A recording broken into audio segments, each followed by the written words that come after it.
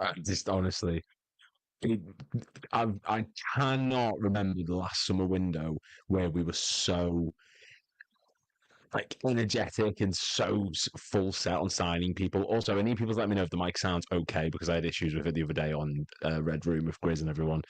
But yes, it's been a mental few weeks. Liverpool are still making massive signings or trying to make massive signings anyway. Obviously, we've had Jeremy Frimpong join. Obviously, we've got Kirkes set to join. Obviously, Florian Wirtz and all that stuff is going on. And now we have the MARC GUEHI. Like, yeah, I don't know. Apparently, my mic is still grainy, which is glorious. Absolutely love that. Give me 2 seconds. Phenomenal.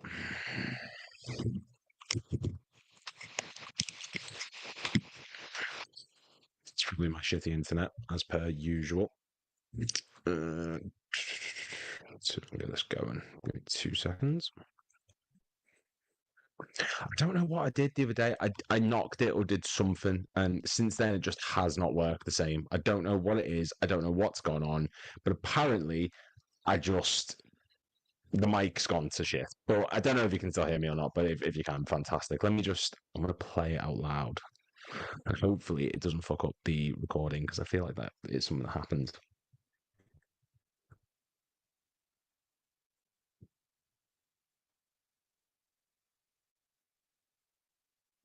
No, it's okay. It's fine. It's fine. It'll do. It'll do. It's just it all went to shit the other day. I knocked it or did something. I don't know what I did, but regardless of what's gone on, regardless of what's happening with it, there's too much good news going on at the moment to be even discussing my shitty mic, which I need to upgrade one day because I think it cost me pennies. Because MARC GUEHI, by the way, there's people still judging whether or not MARC GUEHI is a good signing for us. There are still people questioning whether MARC GUEHI is actually someone we should be looking into.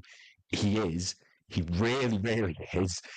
Genuinely, we're talking about someone who is a FA Cup winner, England international on a regular basis, who, yeah, he didn't do much at Chelsea, didn't really just do much there.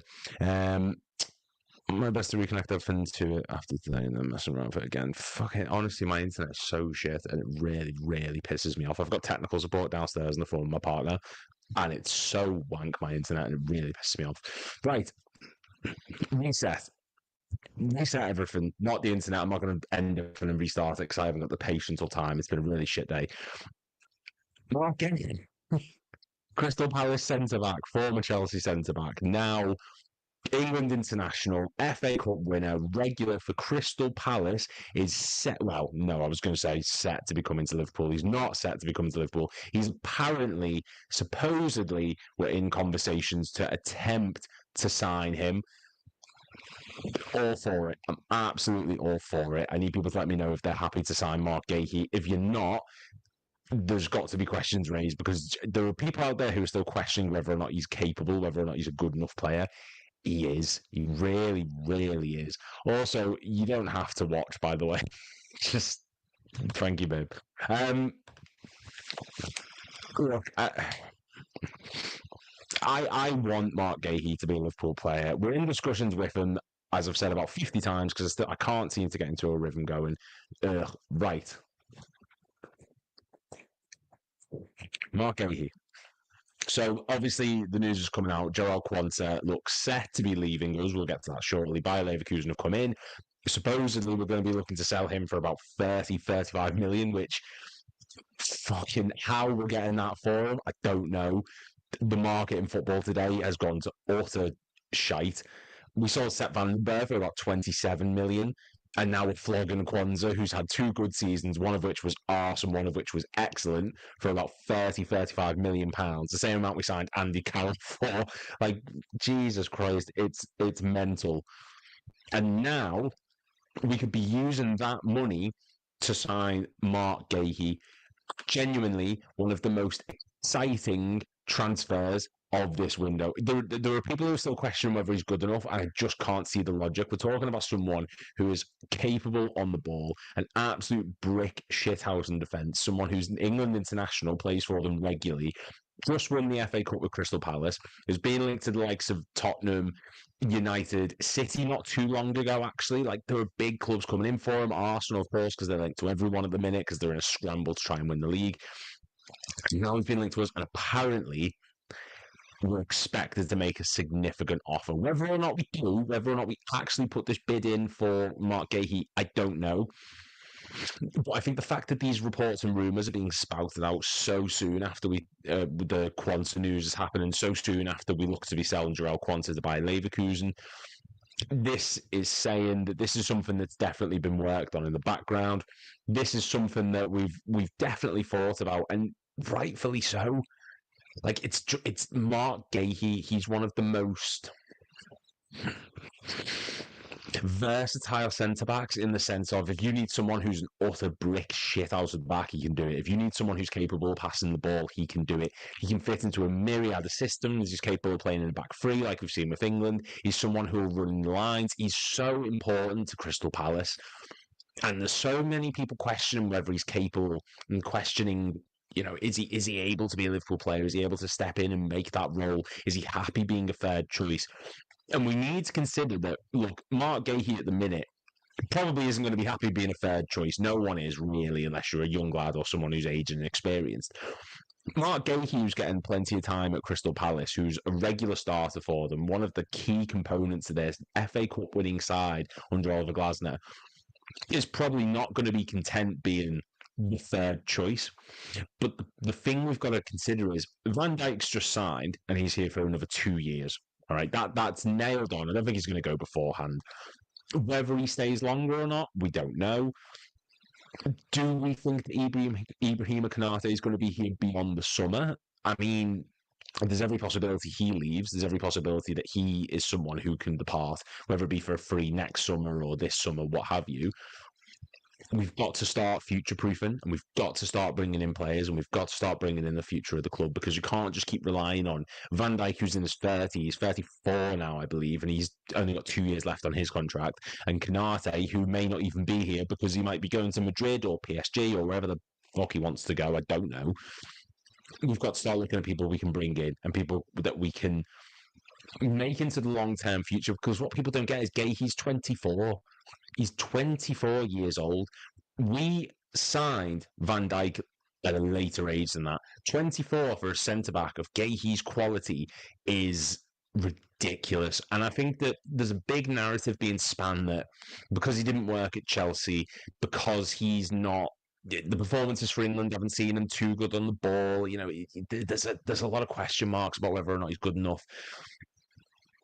But he is. He really is. And I think you look out there and you look at centre-backs. Hato is someone that's being tossed around a lot. Arsenal seem to be pretty much dead set and buried of getting him at the moment, the way things are going. I think the centre-back market is very slim. And I want someone who's capable of coming straight in and just fitting right into the team. You don't want someone who's going to be a long-term project, because if we're going to be losing Gomez potentially this summer, if we're going to be losing Jarrell Quansah, now's not a time to be looking at someone who in 2-3 years' time can maybe make the leap into Van Dijk's position.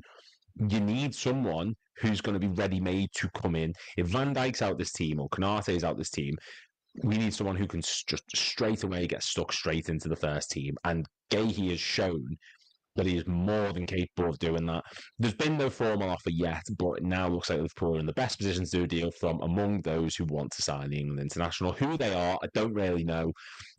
Like I said, Arsenal seem to be getting linked with everyone because they're in a desperate scramble to actually clinch a league title, get a grip. City, I wouldn't be shocked if City came in for a Marc Guehi, even though they just signed it wasn't Kvaratskhelia, or was it?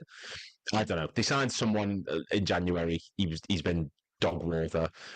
There's going to be a lot of clubs linked with centre backs. I know Chelsea were linked from at one point. They get linked to every single player they sell because there's some sort of thing in their contract where they get first crack at them. I think they did with Tammy Abraham and Loftus Cheek, I think, and they did with Fikayo Tomori as well. Like they try these things. There's probably big clubs. There will be clubs outside of England who want Marc Guehi because he's a very capable centre-back. I'll get a stat up actually because I'm not 100% certain that it really does get a good representation. I'm really worried about the mic and the camera. I'm not going to lie. Really, really, I'm worried that it's going to be causing a lot of shit right now. Okay, there we go. Right, just give me 2 seconds to get this up, and then I'll be able to actually stream it. It's fucking boiling in this house. I really, really need to get a fan. I really, really do. And if rumors are true and Ebu isn't signing, then Guehi is must. I know, I agree. Look, this is what I'm saying. If Van Dijk's winding down, Van Dijk's coming towards like not the end. I think he's still got a good couple of years. He's got 2 years minimum. Like if he signs another deal, great. But we need to keep him. He needs to make sure he's putting in consistent performances. He can't if he starts to decline, like we've seen with Andrew Robertson. There's no guarantee he's going to be here after the 2 years, even if he signs a new deal. You need someone who's going to be ready, first team, ready made, good to go, who can just jump straight in. And Ibrahim Konate, for a stage last season, I think leading up to the Madrid game, Ibrahim Konate was probably the best centre back at the club. I think he was having a better season until that injury against Real Madrid in November, I think it was. November, December. And yeah, like you need someone who's able to jump straight in. And MARC GUEHI's someone who I'll cast the stats up now actually so that I'm able to properly show it. So I mean the big thing that does get talked about is passing isn't I've just been waxing lyrical about his passing, and to be honest, let me just get that up. So yeah, okay, we'll sort of skip past the passing. Maybe that's probably best. That's fine. But we'll talk about defending because look, he's a centre back, he's a defender. That's what he does. We're not too arsed. This isn't Trent. We don't need someone who's going to be pinging balls like right across the pitch. Good stuff. Oh, it's hello. You're all right. How are you? And then big up Lewis, mate. Hope you're well. All good. Perfect. Everyone's sharing this around, by the way. I want to try and get as many views as possible on it. I know that the mic and everything's a bit at the minute, but hey ho. And normally around the 15-minute marks when everyone starts jumping in like Darzo. It's interesting because Palace are linked with Diamande from Sporting. MARC GUEHI would be an ideal replacement for Quansah. And yeah, look, we'll get on to Quansah shortly. I just don't. The MARC GUEHI thing really stresses me out. I think because he's not the big glorious name like your Hincape or your Inacio, or like he's not got that ilk of a European proven centre back like the names we've been getting linked with. A lot of people will look at this and just think it's GUEHI. He's a Crystal Palace centre back who's really arsed. Not every signing has to be some ambition. It doesn't have to be a Mamadou Sakho, for example, where because he's from PSG and because he's the captain there, he's got that sexy appeal, like bring him in, exciting young European centre. It doesn't need to be. It can just be someone who is capable in the Premier League. If we'd have got Dean Huijsen, no one would have been questioning that he came from Bournemouth because he proved how good he is. And MARC GUEHI puts in consistent performances. This is linked to This is centre backs in the Premier League for last season. He's in the top 22% for tackles, top 28% for his tackles won. Of 1.79 that he's attempted, he's winning one of them. Which, for a Crystal Palace team, you've got to understand, it's not like it's an impenetrable Crystal Palace backline that's been like able to keep clean sheets after clean sheets. They've been getting pelleted. He's had to put in defensive work. He's had to really grip games by the neck sometimes and get it over the line. And you need that. You need someone who's able to do that. He's tackling 0.91 of his 1.38 challenges dribbled. I'll compare him to other centre-backs in the league just to get a sort of ilk of how good he is. Maybe we'll compare him to Konate. That might be a fair analysis. Blocks there. Passes blocked. His positional sense is superb. Obviously, his passing is, say what you want. I think it's better for England than it is Palace. Or, no, sorry, vice versa. In the back three, he does struggle a bit at points for England. In Crystal Palace's team, he's just become such an integral part of their back line that his defensive work really does shine. Well, I just don't understand where all the negativity is coming from. And we're talking about as well, this summer transfer window, we're signing players who are ready-made.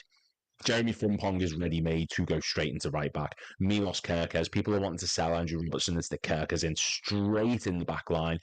You've got Florian Wirtz, he's not even finished article, but he's ready to go.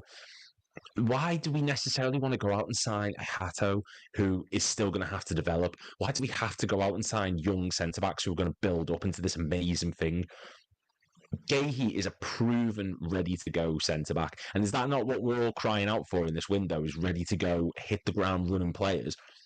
if you're talking about rotation options and you've got Van Dijk, Canate, and then Mark Guehi to come in, this isn't going to be like when a Quansah comes in and you can see a noticeable decline in ability.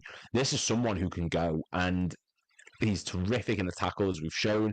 He's very good defensively. He had an incredible Euros for England. The voice thought he would be a good signing, good on the ball. He is good on the ball. The passing in the Premier League doesn't really do it justice, but Palace don't particularly play that way.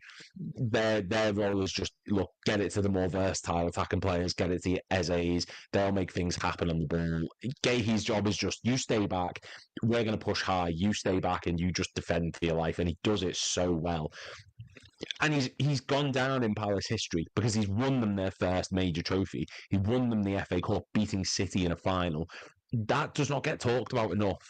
It really doesn't. You're talking about an accomplishment that Palace fans never thought they would see. 3 goals, 2 assists in 34 matches played, for an XG of 2. He's good in the air. He is very, very good in the air. Aerials 1, he's running 2 of them, which is in the top 50% of centre-backs, clearances, blocks, interceptions, tackles. I'm not saying he's faultless. I'm not saying he's someone who's going to come in and like revolutionise the back four. But in terms of your third choice Premier League proven centre backs, you're not going to get much better than a Mark Guehi right now. Dean Huijsen would have been ideal, but he feels more like a sort of, if Konate's going, Dean Huijsen's ready to jump straight in. Mark Guehi is your rotation option. If we're going to be playing this whole like 3-4, like whatever the formation is going to be, 3-4-2, like when Frimpong moves up the pitch and we end up going 3 at the back, Guehi is capable of playing that. He's good in the air, which we desperately need at points, especially against Everton earlier on the season. We really, really struggled against the height of Beto. Guehi's great at that. He can play on the ball. It's just Crystal Palace choose not to play that way with him as such. And he's a very quick, physical presence. And let's talk about the fee, because you think about that. The price will probably be higher than what we're expecting. It's not going to be like 30 million is getting touted around. I'm not buying that. Like, he's probably going to cost about 40 to 45 million. But keep in mind, like, how much centre backs cost nowadays. We're getting 35 million for Jarrell Quansah, who has 3 proven seasons at top level. 1 was Bristol Rovers. 1 was the amazing season he had with us the first season, and 1 was last season, and he was pretty pants, if we're being honest. It wasn't a great campaign for Jarrell Quansah, and you're getting 35 million quid for him potentially. The market's broke, and if Mark Guehi is a proven track record of Crystal Palace for the past, how many years is it now? 4? When did he leave? Like 2020, 2021? An FA Cup. Played an integral role in Oliver Glasner's system.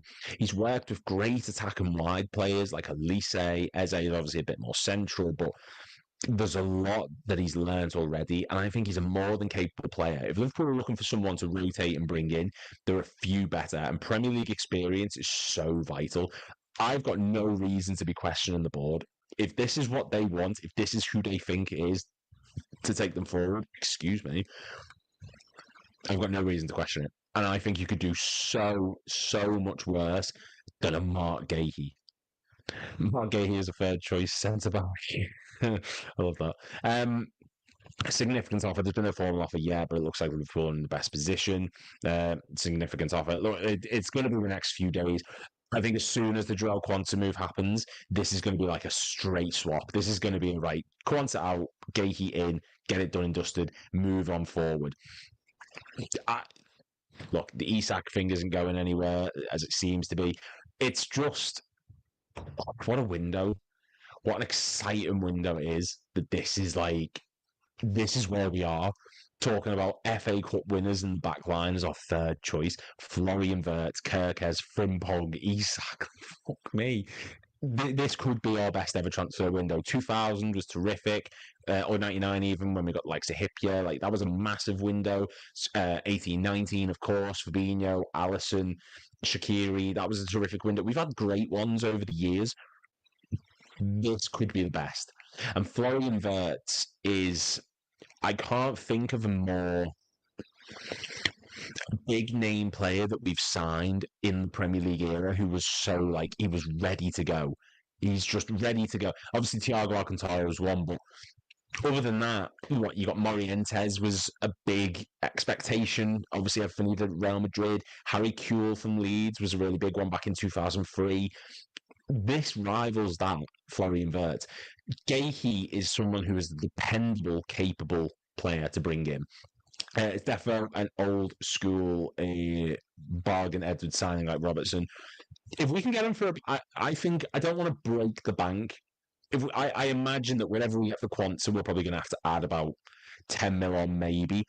I don't want to see us go out and spend like 50, 60 million. I think 40 million is probably the maximum that we should be willing to spend. I don't know how long he's got left on his contract, Marc Guehi. How long has he got on his contract? Marc Guehi contract. So,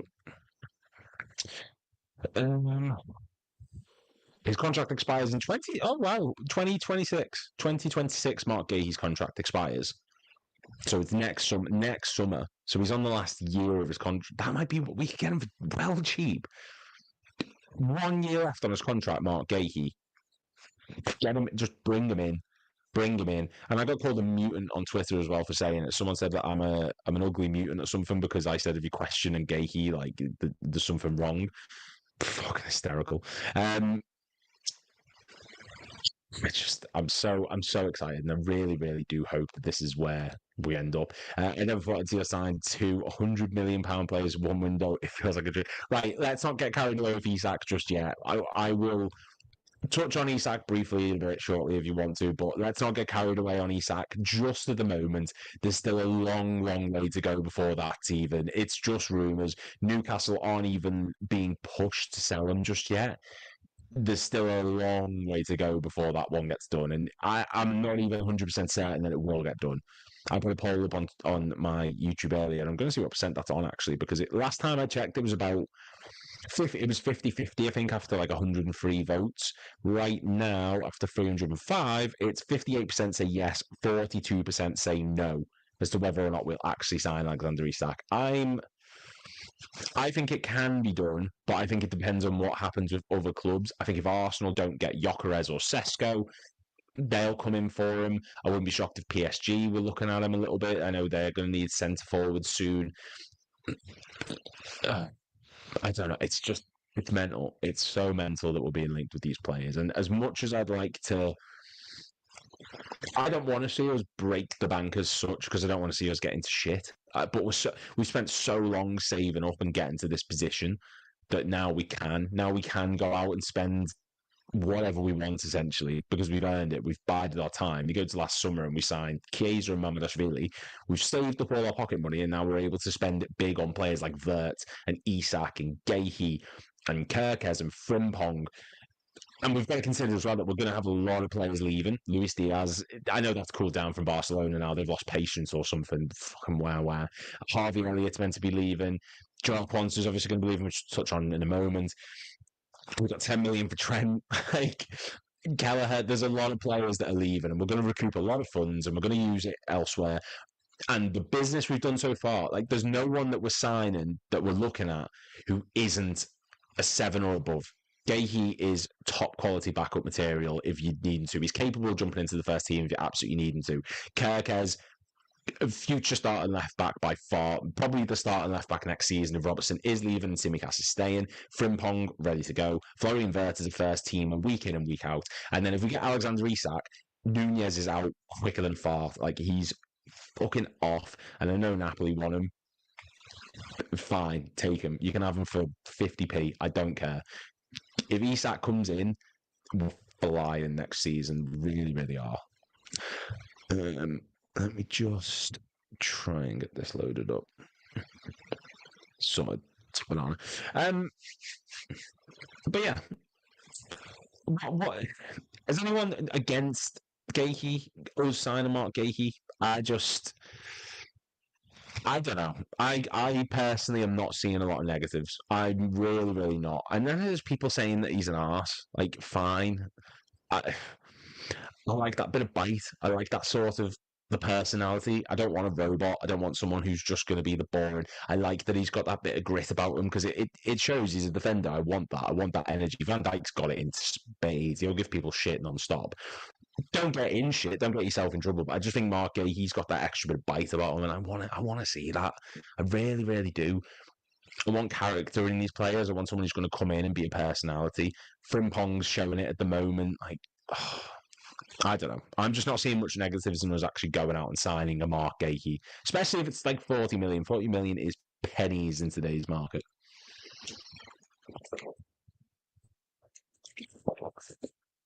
But, you know, here's what it is. Right.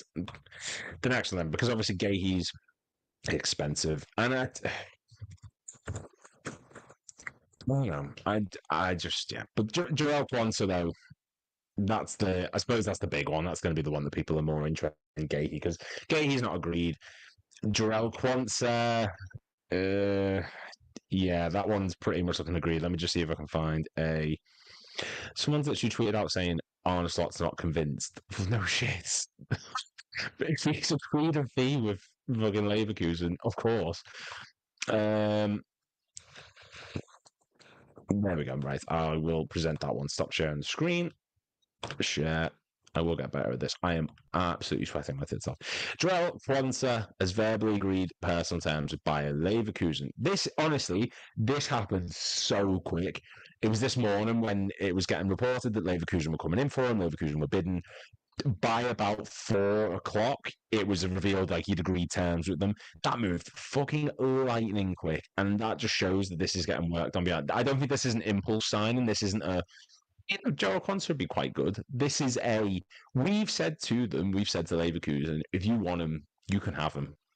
And Slot showed last season he does not value Jarrell Quansah. And I've gone back and forth so many times on whether or not I want to keep him. On one hand, I have said, I think that Jarrell Quansah, I mean, I'll talk about the deal first, I guess. 30 million for him, as I said before, is a steal, I guess, for a 22-year-old who's got 3 top flight seasons, one of which was in League One or League Two, wherever the fuck Bristol Rovers are. I couldn't tell you. All I know is Joey Barton was in charge of them not long ago. Shit show. He's got 2 proven years, one of which he exceeded all expectations. Not last season, the 23-24 campaign. Partner in Van Dijk. He was a big part of the team when Konate was out.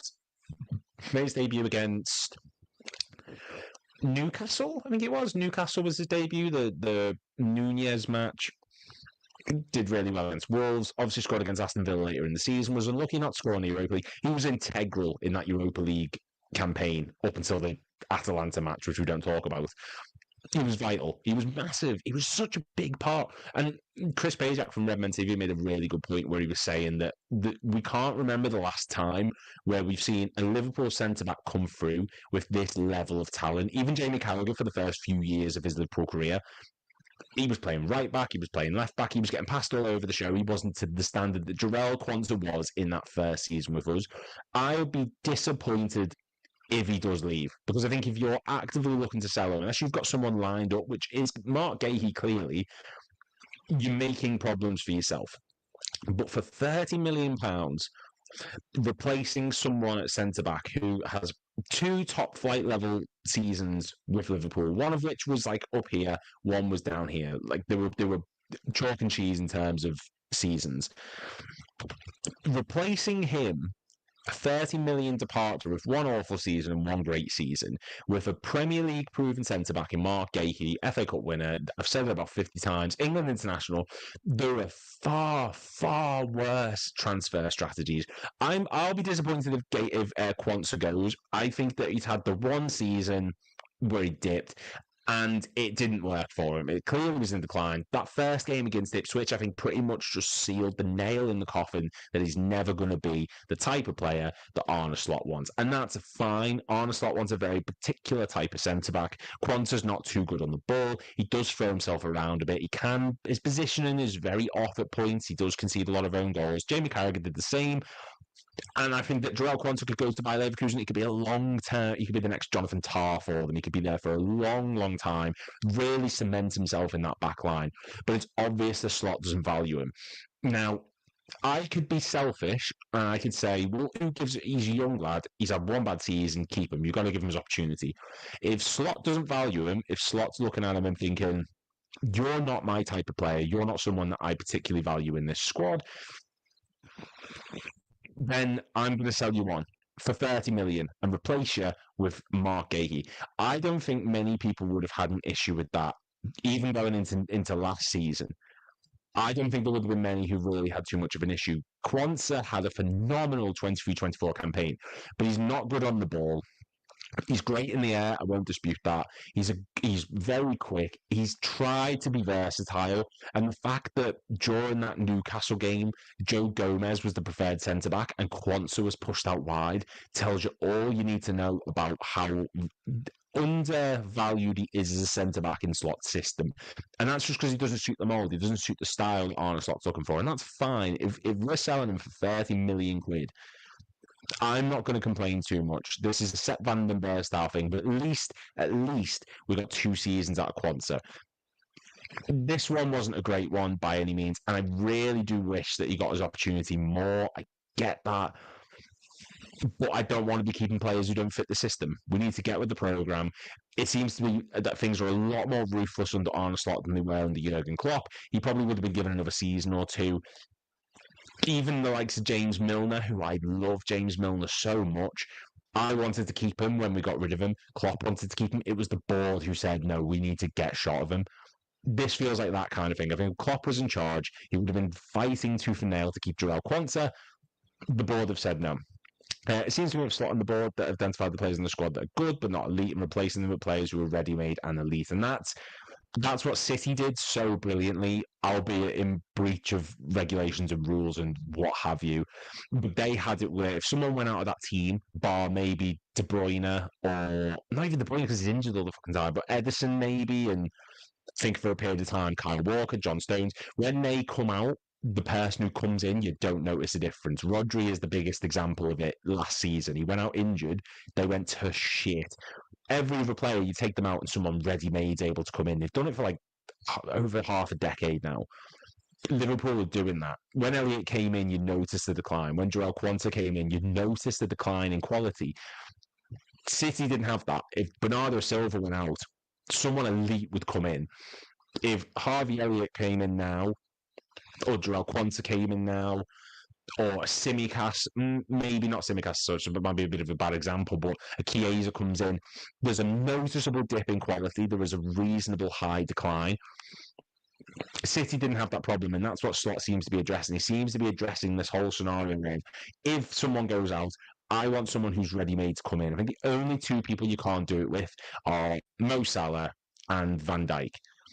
If either of them are out the team, it's going to dip regardless. Chiesa can't replace Salah, and whoever comes in at centre-back is not going to be able to replace Van Dijk. That's just a proven fact. If Quansah comes in, like we saw against West Ham in the League Cup, alongside Joe Gomez, it doesn't work. He didn't even perform that well against Accrington Stanley. I went to that match, and we really, really struggled.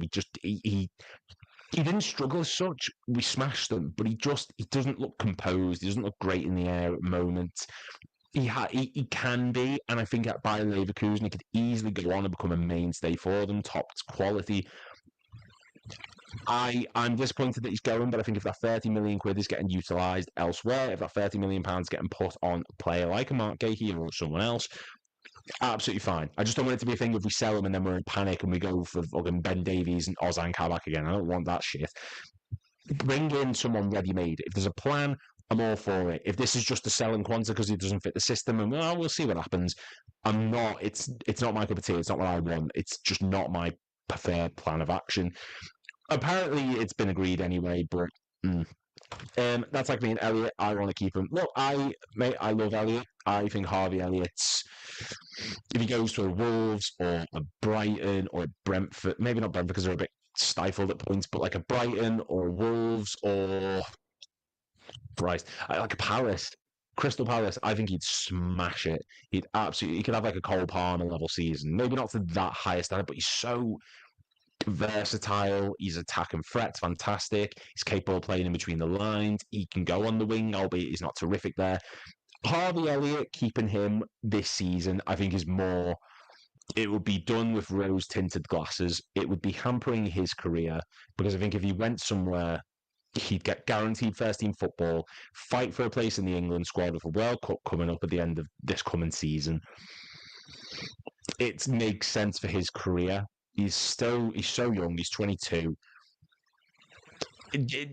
This isn't a move like Trent where it's, you know, running down a contract or something. He wants to stay, but it's not working for him. And I think if we can recoup 30, 40 million for him, get 30 million for Quansah, what's that? That's Kerkez and Frimpong paid off in their entirety.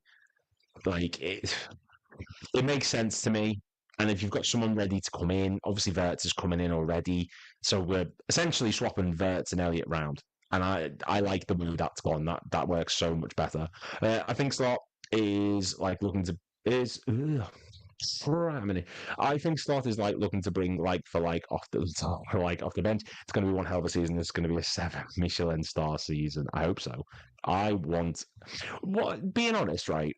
If we've got to choose between what we want to win next season, be it the Prem or the Champions League, what's everyone actually wanting more? I'd say saying I want both. Obviously, I want to win everything, but it's just not going to happen. If I had to pick one, I think no. You know what? I want to know if anyone's got a preference. Would it be Champions League or Premier League next season? Because I miss Champions League nights. I don't know what it. I know we only played in it last season, but I really, really missed watching the Champions League. Parliament says, "Can I have Champions League?" Of course, you can. If you want Champions League, I'm sure we'll bring it. Champions League or Premier League? What's everyone prefer? What would you rather win next season? Do you want to be back-to-back Premier League winner, or do you want to win number 7? Number 21 or number 7, essentially. Champions this season and then the league next. Yeah, I mean, I think Champions League is special. It's the best competition. You can't beat a Champions League night. It's just so special. And Don says, I want to win Champions League with every fibre in my being. I think now it's the Klopp thing where it's in reverse. We win the Champions League, right, now's the Prem. Actually, back to back. You can't do it. You can't do both. You've got to choose one. I want both. I want all 4. I want the quad, but it's not going to happen. It's never going to happen. Actually, back to back in the 7 Champions League. But anyway, Champions League was special. I adore Champions League football. There's like such a romanticism about it, and the evening kickoffs and the teams you play. It's so exciting. I want the Premier League more again, purely for the simple fact of I want to build a dynasty in the modern age.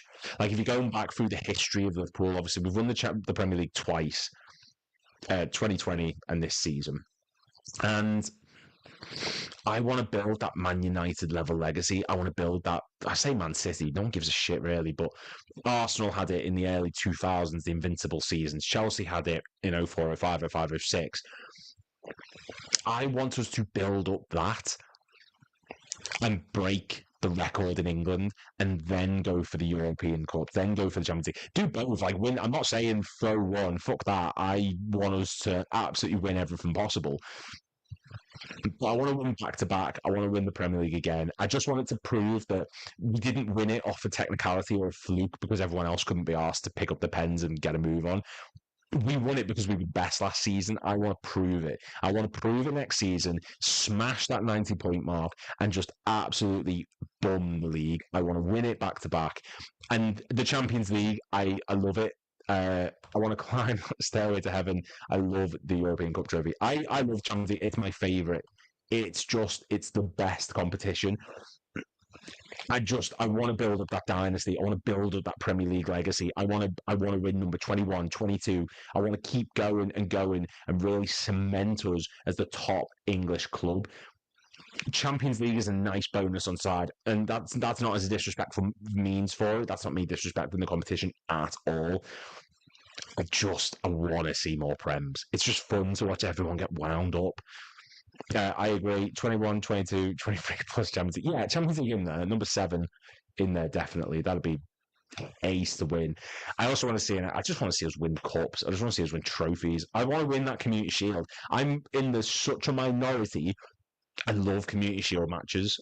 I understand that it's not a big trophy, but by that logic, neither's the Super Cup. Like it's great, and we've got Crystal Palace. And imagine this, right? Imagine this scenario. Our first three games of the season are Crystal Palace, Bournemouth, and Newcastle. Guehi to Palace, Kirkes to Bournemouth, Isak to Newcastle. We could that would be a story. And then we've got Arsenal afterwards. Let's get fucking sign Saliba. I don't care. Saliba, Gabriel, fucking Declan Rice, all of them. Sign them all. That would be incredible. Have LFC actually bid for Isak or inquired for him? So, according to reports, we've not bid, but we're not deterred by the price. So, by all reports and all logic, apparently, let me see if I can find a thing for it. We're not put off by the asking price, which is around, I think, 140 million, from what I heard, which is fucking incredible. But let's see. Liverpool are a huge fan of Alexander Isak. I think this will be difficult to deal with, but it might get easier if Newcastle win the race for João Pedro. So there was a discussion whether or not João Pedro was coming in to replace Isak or if he was coming in to replace Callum Wilson.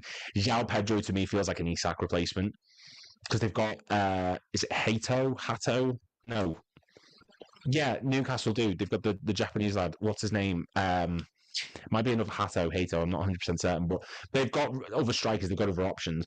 I think if they do get João Pedro, which is looking more and more likely, around £60 million, Isak could move. Isak could move on, and I think they'll try and go for that sort of. João Pedro fits the false nine sort of role. I think they'll try and play to the strengths of Anthony Gordon, maybe a Harvey Barnes, maybe Jacob Murphy, whoever else they bring in. We haven't bid, but we're not being put off by the price tag. We're not being put off by the 140 million. And apparently we think there's a chance, which it said these rumblings I don't think would really be coming out much if there wasn't truth to them. And Newcastle aren't necessarily in a position where they have all the power here. They're in Champions League. They've just won a trophy. They're not in a financial position where they need to desperately sell. I think Alexander Isak could leave them this summer. The only thing that's making me think we may struggle is Arsenal. Like I said, if they don't get Gyökeres, if they don't get Sesko, they're proving they've got the money and the financial power over the past few seasons with Arteta spending more money than there is in the whole of Africa on his team. They could easily go out and make a bid for him. Sesko, Gyökeres aren't the most expensive players, but they're also looking at Zubimendi. They're also looking at Hato for left back.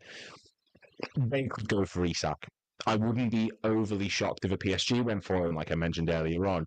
Bayern are going to have to start looking to the future. Harry Kane's in his 30s. I know he's still putting out top-level numbers, but they need to start looking to the future. Do I think we'll get Alexander Isak? I'm not holding breath. If we do, honest to God, I will hit the ceiling.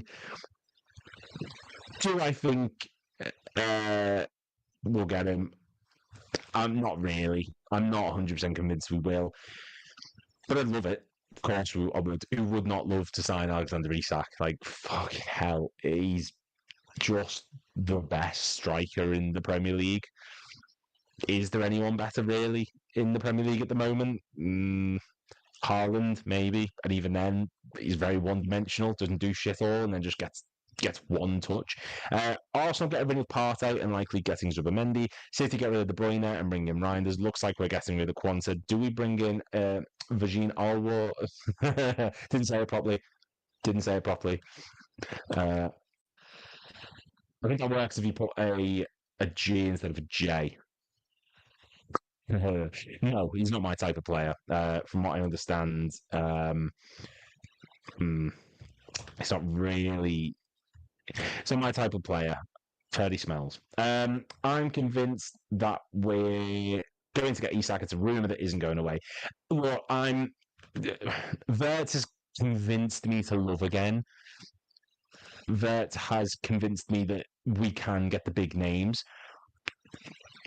But I'm still kind of scarred by Tchouaméni and Bellingham and like all these big names that have been linked to us for weeks. And Bellingham was linked to us for about a year and a half, and it didn't go away. And he went to Madrid. I think just because the rumours and the speculation aren't going away doesn't necessarily mean that we're gonna get him. I think it's just we're in the period of time where journalists and news articles and people like Fabrizio Romano put a tweet out today saying Wirtz is on his way, and it got he's probably made a good couple £100 off that. Everyone is going to try for clicks. Everyone's trying to get noticed. Saying Liverpool in for Isak is the popular story at the moment. It just hasn't worked. And I think at the moment, just because the news isn't going away doesn't necessarily mean that I think we're going to get him. But the real truth, everyone's going to be after Isak. Every man and his dog is going to want to sign Alexander Isak. I think that's why it's all sticking around. Let's be honest, Arteta is negative. Zubi going Madrid. I still think Zubimendi's going to Arsenal. I'm pretty sure the medical's booked. I'm not sure what the plan is. Obviously, Modric is leaving after the Club World Cup. I do still think Arsenal will get him. Partey is going to be leaving. That's pretty much nailed on and guaranteed. Jorginho's just left. They're in the market for a central midfielder. Zubimendi does feel like an Arsenal player. Obviously, he's got Mikel Merino there. There's that link up. Maybe there's something in it that Arteta liked. Obviously, the mountains weren't that nice for him in Spain. But you know what? Fuck him, because we've got Ryan Gravenberch, the better of the two. Zubimendi had a shite season last year.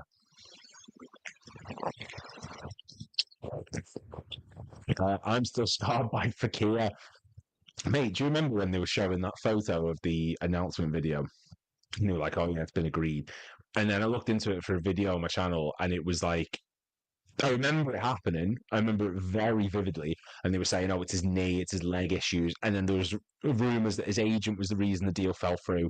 And then there was rumors that his agent had changed halfway through the negotiations. And fuck it, it was like an MI5 like it was tinfoil hattery at its finest.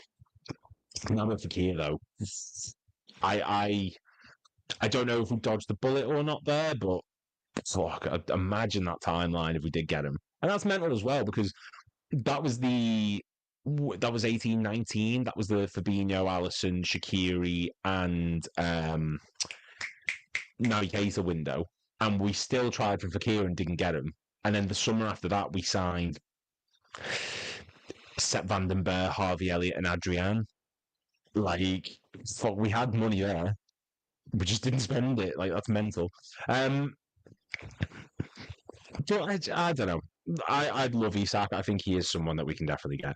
Do I necessarily think he's our style of player? Not really. I think Julian Alvarez is a bit more versatile. He can drop it if we're doing a double 10. I'm sweating, man, genuinely. If we can do the double 10, if we want someone who can drift out wide, if we need someone who can play as a striker, proven experience, World Cup winner, I think Julian Alvarez is probably the better fit, but I'm not going to say no to an Isak. Christ, not a chance. Zubimendi is so overrated. Seriously, I'm scared to say anyone's name now. Says he's a pedestrian. Yeah, look, not everyone needs to be a mobile style midfielder. The Spanish league nowadays thrives on those deep line playmakers. That's for a long time. Zubimendi would not fit a Jurgen Klopp system, but I think he'd fit in on a slot one. He's a passer of the ball. That's all he's really there for. He's not the most physical presence, but you know, I don't know if it's that he's overrated. I just think at the time we were so desperate to sign a number 6 that we just bigged it up in our head too much. It was never going to match the expectation. And he did the following season, but so did the whole of Sociedad. So I don't know if that's just on him or the whole team as a whole, but you know, it is what it is. We moved. We didn't get him. He's going to Arsenal. Enjoy second place. You don't get a medal for it. That Fekir saga had more twist than M. Night Shyamalan film. It was mental. Just the photo. I'll see if I can get the photo actually, just to Google Images, get the Fekir. These streams always go so off tangent. It's the first search. Like if you type in Nabil Fekir on Google, the first thing that comes up is still Nabil Fekir Liverpool. There we go. I'm going to cast that. That's Twitter. We don't need Twitter. Stop sharing. Present. There we go. That's the one. Does anyone remember that? Criminy. Compares Zubimendi to the PSG midfield. Jesus. Oh, yeah, no, don't get me wrong. PSG, Vitinha, and I know you said João Pedro again then. um, Marino. Uh,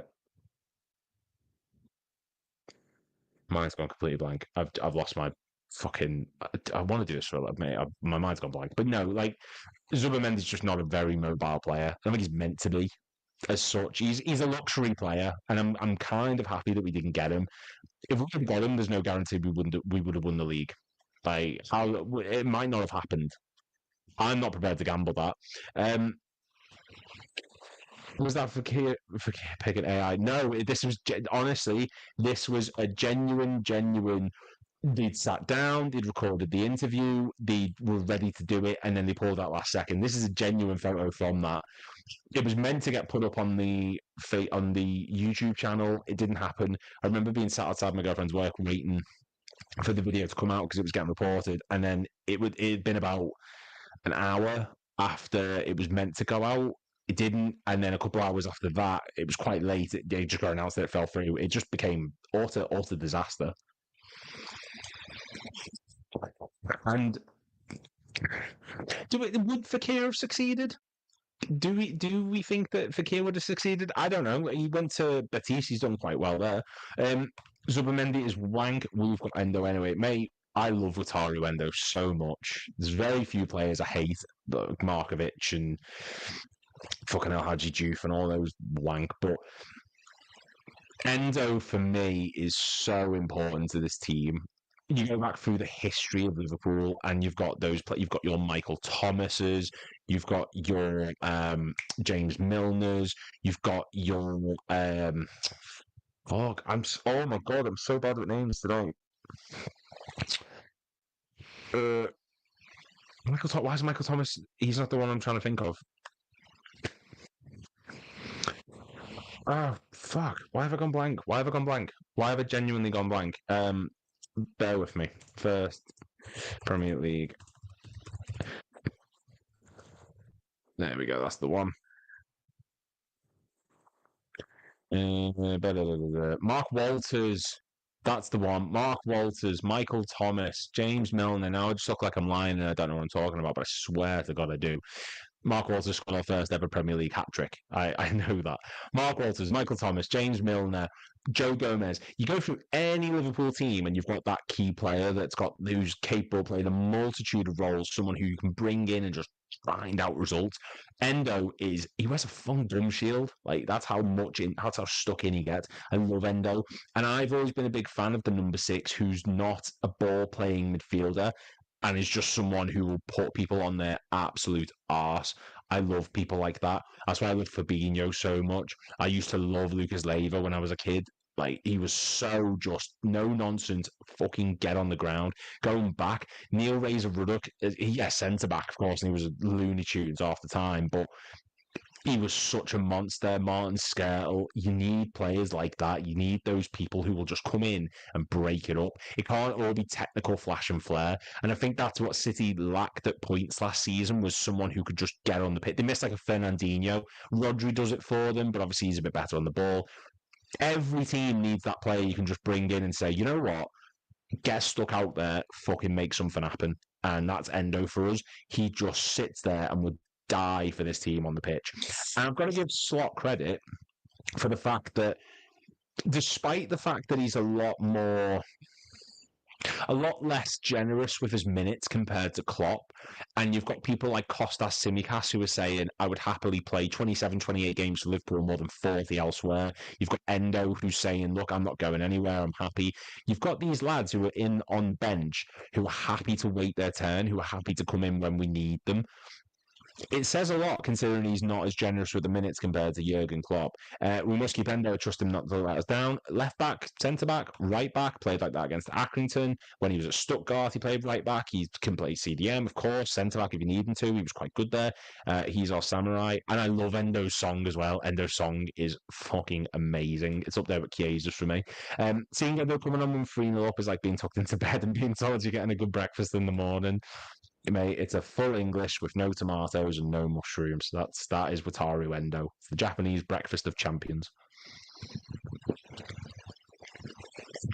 And like I said, I'm a very nostalgic football fan.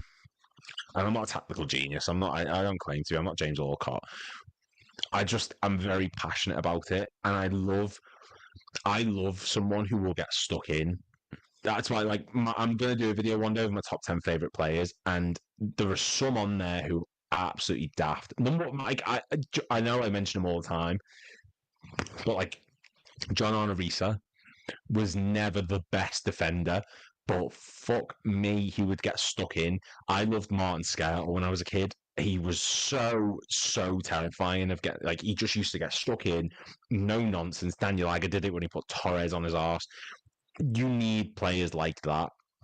You can't all be flash and flare. You need those bricks. When you see a DM with a gum shield, you know they're still on business. Mate, it's true. It's true. He wears it in training. Like, he trains how he plays. And it's so strange because he's the least intimidating looking of all the players. I think he's quite short, Endo, to be fair to him. And you wouldn't look at him and think he's the one who's probably going to fuck me up in training. He's great. I love Endo. I really, really do, and I hope he stays. I have this argument with Robertson where if you sell Endo, the most you're going to get for him is 3-4 million quid, 5. That might be a bit cheap, but like 8 million, something like that. It's not worth what you're losing. It's a squad player who is a brick shithouse who you can bring on to grind games out. Love John Arnorisa. He has a shot like a nuclear. Mate, John Arnorisa is the best. He is the greatest human being on this planet. I think I want some sort of John Arnorisa merchandise on my wall. I want a top or just anything.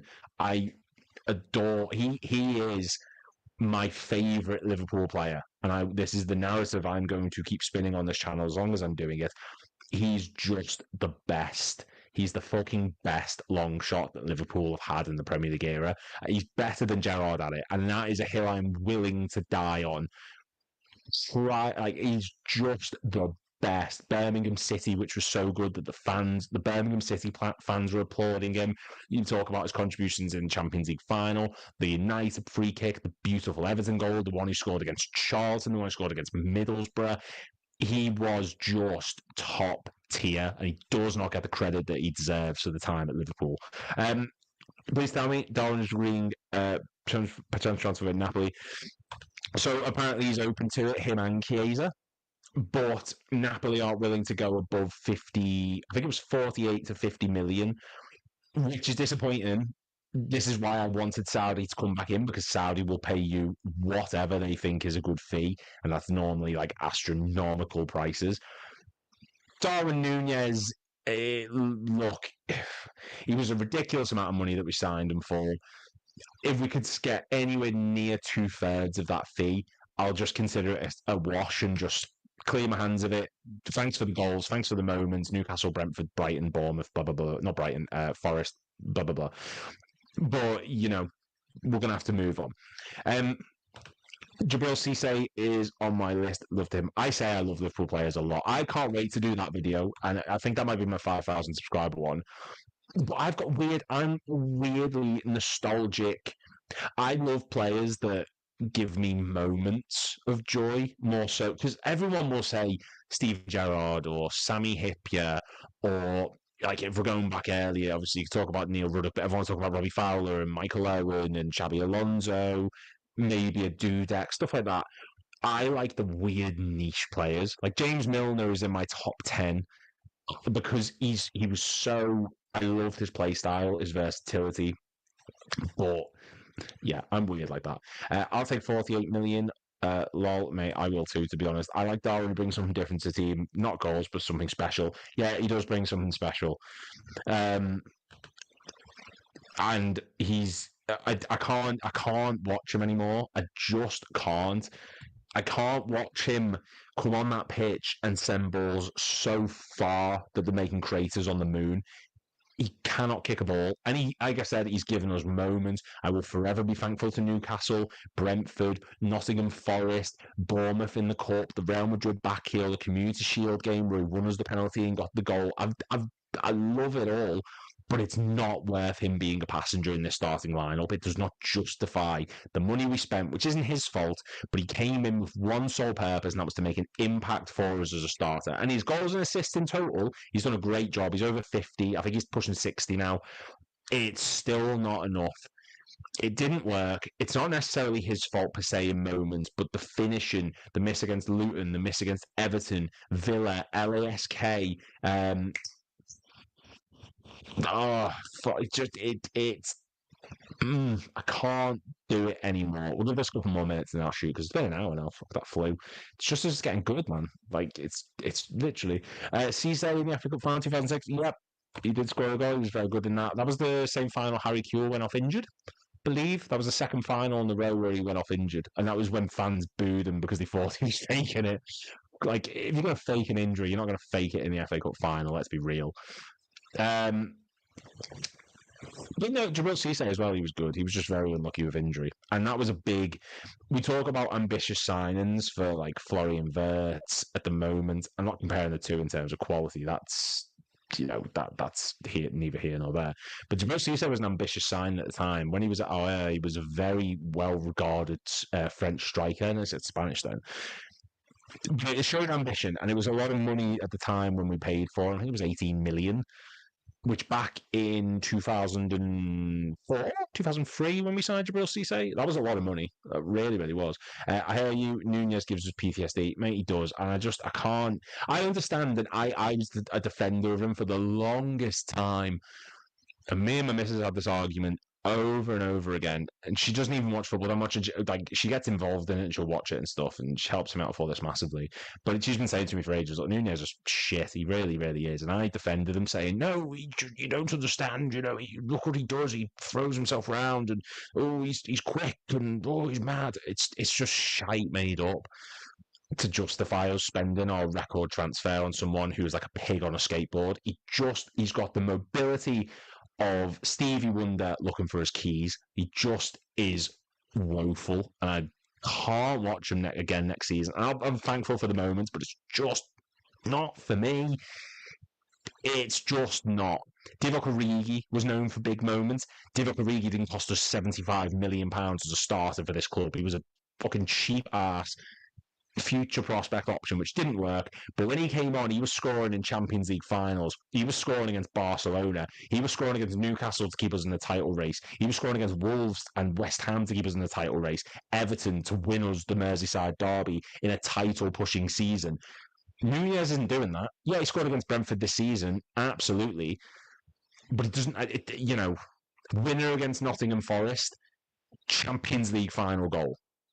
There's difference.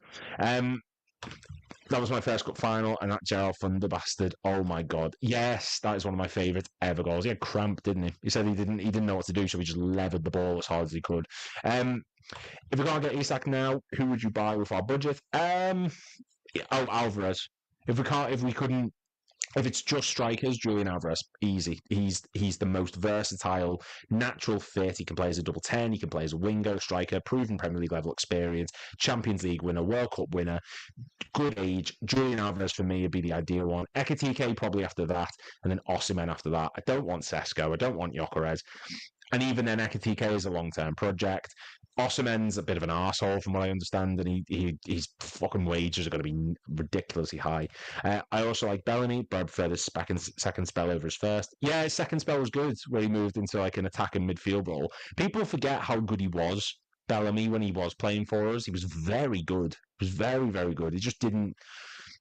I don't know what it was. It just didn't quite fit for us at points, but he was a very quick player. Some of the goals he scored, if you go back, the one he got against Arsenal was top tier, man. I am going to shoot in a minute because I honestly didn't realize it. This is the thing. When everyone starts getting the comments in, I lose track of time, and I get so invested in it, and I love it. But yeah, Jarrell Quansah leaving. It's grim, but it is what it is. Because if we get a MARC GUEHI, fine, I can live with that. Now that Fakir's on my screen as I'm ending this off. What the fuck? It's like, why is that the close? You know what? If I'm ending this, I'm gonna put something positive on screen. There we go. Let's say Isak. Let's say Alexander Isak is the positive news of the day. I'm not ending it on a Nabil Fekir scream. Talking bollocks to that. Thank you guys very much for watching and getting involved. I know that it's not, it's not a perfect stream. I just waffle and talk shite, but everyone seems to enjoy it.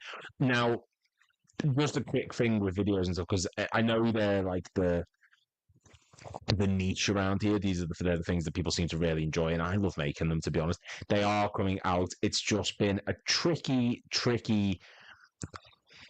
like week and a bit, 2 weeks. There's been stuff going on at home. There's been work. It's been a nightmare to get stuff out. The last video I put out was the injury list, and that was, I can get the actual date up, that was the 10th of June, so 9 days ago. And I know everyone likes top 10s. I want to do the top 10s. They're my absolute favorite. I've got so many lined up. I just need to record them, edit them, and get them out as soon as I've got time. I promise I will. But thank you all very much for watching the streams in the meantime. It really does mean a lot. Thank you for getting involved in the comments. Do you think we'll get MARC GUEHI? Yes or no is the closing question to put in the comments. Thank you all very much for watching. I feel like I need a shower. And yeah, I will see you all